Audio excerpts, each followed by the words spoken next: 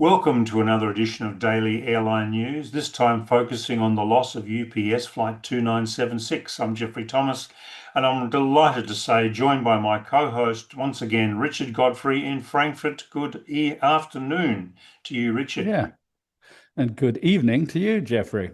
Yes, and we're supposed to have a really spectacular aurora tonight, which will be great. So, Uh, so Something to, viewers, something to look forward to. yes. Viewers, apologies for the delay in publishing episode 265, but the UPS 2976 accident investigation took longer than expected and now has been divided into two episodes, one today and one tomorrow. Then we'll come back for viewer questions. Aircraft November 259 Uniform Papa, an MD-11F, on the 4th of November 2025 at 22.13 UTC, tried to take off from Louisville, Kentucky, USA, on runway 17 right, elevation 147 AMSL. The runway was dry, the surface wind was 185 degrees at 5.4 knots, the surface temperature was 13.6 Celsius, and the air pressure 1,023 hectopascals. The runway is 3,625 metres, that's 11,893 feet long, including overrun areas at both ends beyond the so-called piano keys, that is 2,974 metres normally usable, and slopes slightly downhill at 0.11 degrees. Assuming a maximum takeoff weight of 630,500 pounds and flaps 22, Richard, what would you expect V1, VR, and V2 to be? Yeah, well, these are the key takeoff speeds, and the NTSB have not published the takeoff weight. So at the moment, for this analysis, we're assuming the maximum takeoff weight, 630,500 pounds, which is 286,000 kilos. And in that case, V1 would be around 165 knots indicated airspeed, and rotation VR would be at around 176 knots IAS, and V2, the safe speed after being airborne, would be around 186 knots IAS. So, Richard, what are the key parameters that determine the length of the takeoff roll of an aircraft? The aircraft weight is the most important parameter, and that obviously depends on the amount of cargo being carried and the amount of fuel on board. The wind direction and speed is the next most important, and there was a slight headwind, which helps when you're taking off. The next parameter is the air density, in which you can work out once you know the surface air temperature and the surface air pressure. And finally, the other key important thing is the runway surface, whether it's wet or dry, and the runway slope, and any obstacles that might be after the end of the runway. Now, the aerodrome chart doesn't show any major obstacles. The slope is very small, and we know from the weather that the runway surface was dry. We then assume the flap setting. We don't know that for sure, but it's probably 22 degrees, or it could be 15. And we also know that this was a rolling start rather than a brake release start. And as I mentioned, the NTSB has not yet published the actual takeoff weight. So once they do, probably be in their preliminary report at some point, and then we can redo the calculations more accurately. And with a wind of 5.4 knots from 185 degrees true, and the surface temperature, which is 16.6 degrees centigrade, and the surface pressure. Uh, we can work it all out, and we will be analyzing all of that and putting it together in a simulation for you to take you through what happened step by step. Mm. Now, you've analysed all previous takeoffs by the same aircraft from Louisville Airport in the last 3 years. What did you find in that analysis, Richard? UPS currently has a fleet of 235 aircraft, including 26 MD-11F aircraft. And the crash aircraft, registration N259UP, had operated 2009 flights in the last 3 years. The aircraft was 34 years old, but it was based in Louisville Airport. And from that airport, 839 takeoffs in the last 3 years. So a lot of data on this particular aircraft. We're showing a screenshot of the airport chart, and there are two main runways, and the previous takeoffs were all on runways 17L or 17R, that's left and right, or from the other end, 35L and 35R. N259UP took off on 17R on the 4th of November and was bound for Honolulu.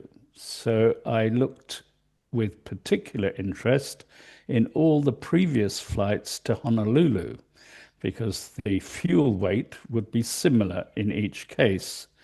And looked at all previous flights to Honolulu taking off on runway 17R. And there are 16 previous flights from Louisville to Honolulu with this aircraft in the last 3 years. The takeoff runway length was 2,416 meters, plus or minus 180 meters in each case. And the takeoff time was 36.7 seconds, plus or minus 2.7 seconds in each case. So you can see there's a pretty clear pattern from the history of this aircraft at this airport and the takeoff on this runway. And it's a fairly consistent statistical history within relatively tight margins. Mm. And on the 4th of November, N259UP takeoff length was 2,915 meters, which is 500 meters or 1,637 feet longer than average. And the takeoff time was 42 seconds, which is 5 seconds longer than the average. So quite clearly, something was going wrong. Yeah, absolutely. Now, Richard, take us through the sequence of events during the takeoff on the 4th of November on runway 17R at Louisville. Yes, we're showing a movie reconstruction of the flight path, starting from the lineup on runway 17R and the rolling start whilst the engines stabilize. We start the clock, so to speak, on this simulation when the TOGA thrust is set for takeoff. We have 75 ADS-B data points from Flight Radar 24, which we use for this analysis and the generation of the movie. The NTSB report that a repeating bell could be heard in the cockpit voice recording 37 seconds after the takeoff thrust was applied, and this repeating bell persisted until the end of the recording 25 seconds later. So the whole recording from TOGA to the end of the recording lasts 62 seconds. And we're showing a video now, and we'll take you through the step by step. We'll show it a couple of times because it's a lot of information to take in a short space of time. And we'll be putting a link to the video in the description, so you can then look at it again and at your leisure. So number one, the line up on 17 right, ground speed 8 knots, acceleration is 0 at that point. Number two, a rolling start. Engine stabilize at 40 to 50%, ground speed 17 knots, acceleration 0.3 meters per second squared, and then TOGA is selected. This is time equals 0 and starting the clock. Number three is speed call out at 80 knots, acceleration 2.2 meters per second. We're at time 11 seconds. Then V1, speed 165 knots, acceleration peaking at 2.5 meters per second squared. Repeating bell is heard on the CVR, and we're now at time 37 seconds. Then VR, rotation speed 178 knots, acceleration is down to 1.5 meters per second squared. Repeating bell persists, and we're now at 42 seconds. Then liftoff at 186 knots. Acceleration picks up a little, back to 1.9 meters per second squared. The bell persists. We're now at 49 seconds, and we're actually in the overrun area on the runway. Number seven, the tail strikes a UPS building in Grade Lane. The speed 185 knots. Acceleration is now minus 0.2 meters per second squared, decelerating, and we're at 57 seconds. And then finally, the aircraft crashes, a fuel explosion and fire. The CVR stops recording, and we're at time 62 seconds. The interesting thing, the transponder continues to send for another 11 seconds after that. So the left engine fire started at V1, 37 seconds after TOGA was set. The left engine and pylon detach and are found near the taxiway to the right of the aircraft, and that's marked with a red star in our simulation video. And fan blades and debris items have been found in the runway area. The engine is designed to detach in the event of a fire from the pylon, but the pylon is not designed to detach from the wing. So this is a structural failure on top of the engine failure and engine fire. And the engine is detached, and when that happens, smoke is seen coming from the left wing. And the flight lasted 8 seconds.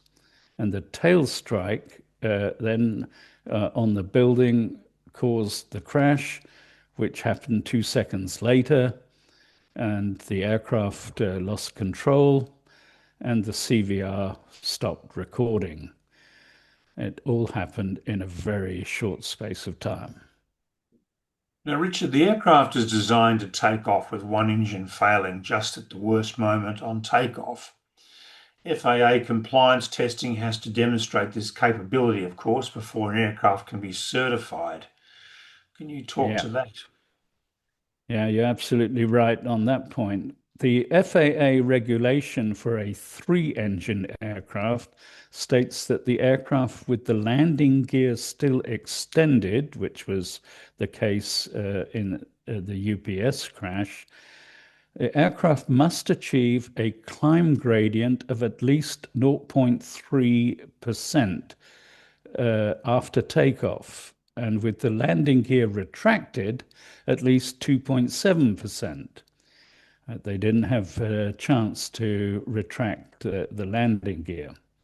So we therefore conclude, since it wasn't just simply a one-engine failure, because we know the aircraft could have climbed slowly but surely, but it didn't. So we therefore conclude this was a dual engine failure on takeoff. And we know fan blades from the left engine were flying off in all direction. They have found a number of fan blades in their search along the runway area. And we also know that the core of the left engine was found 111 meters or 366 feet to the right of the center line of the runway. So the engine had actually crossed from the left side of the aircraft over to the right and went 111 meters from the center line of the runway. It is possible, of course, that during that time, one or more fan blades or other debris from the engine were ingested into the center engine at the back or the right engine on the right wing. And the wing engines are both mounted forward of the wing, and the center engine is mounted in the tail. I'm showing a screenshot of the MD-11 F, and you can see from that there is a possibility for debris from the left engine to enter the tail center engine. And that may have happened. We await the analysis of the center engine wreckage that may have been recovered. And with the left engine ending up 111 meters from the runway, or 120 meters from its position on the left wing, it's possible that engine debris was flying everywhere, including not just the center engine, but possibly also the right engine on the other wing. So we know for sure there was an asymmetric thrust, and the aircraft veered to the left as it reached the takeoff point near the end of the runway in the overrun area. The flight path actually shows a veering by 2.36 degrees to the left of the center line. And what we don't know is what flight controls were damaged by the left engine fire and the separation of the pylon and the left engine from the aircraft. And clearly, when the engine and the pylon separate, there could well be damage to the wing, and in the wing, damage to the hydraulics or electrical connections. So we need to wait for the report on that one.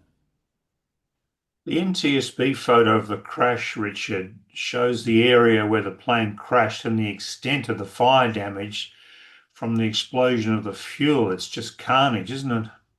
It is. It's a very large area. We're showing that image from the NTSB, and it's taken by a drone that they launched over the crash site. And in the background, you can see the takeoff runway.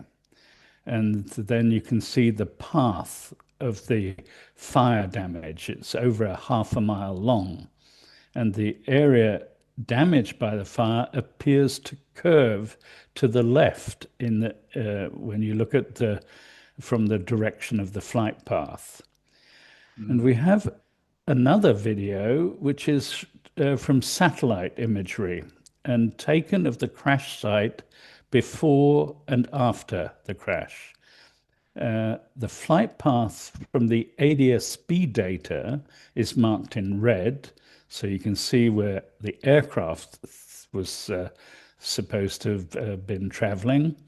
And you can see in the video how the fire spreads to the left of the aircraft much more than to the right side of the aircraft. We'll show that video also a couple of times, and we'll put the video in or a link to the video in the description so you can take a look at that if you're interested for yourself. So the flight path veers to the left and the fire damage spreads out even more to the left side of the aircraft. So quite clearly something going on the left-hand side, uh, and eventually the loss of control, the left wing dips towards the ground, and the right wing is almost reaches the vertical Mm. at one point. So we'll go through those images in detail tomorrow's episode because they're quite revealing. Yeah. Now, Richard, the aircraft struck the roof of a UPS building on Grade Lane, I think, in the industrial area, just south of runway 17 right, just before it crashed and the fuel exploded. Yes, we're showing the image of the rooftop damage. It's a UPS building in Grade Lane. Mm. 6716 is the address. And we're showing with each picture also a map. So you can see where the picture is being taken and of what. So the line of the damage in the building rooftop is exactly on the center line of the aircraft from the ADS-B data. So we believe it's quite possibly a tail strike.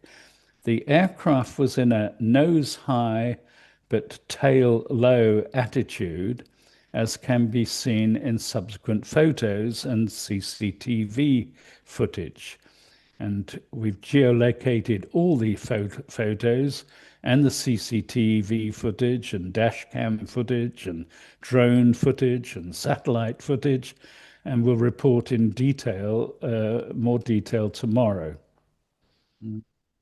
Now, Richard, there were at least two fires. The first started in the left engine during the takeoff roll, and the bell is heard in the cockpit 37 seconds after commencing the takeoff run at toga thrust setting.